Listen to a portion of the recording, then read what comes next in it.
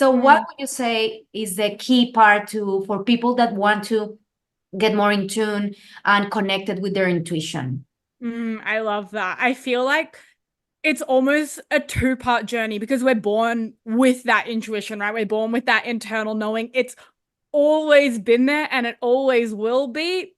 We just put things in front of it that kind of take our mind or take our distraction away from that. And so it's part like human design calls it deconditioning. A lot of other work will call it deconditioning too. It's looking at whether it's inner child work or ego work. It's like looking at what's taken you away from that inner knowing, that inner connection.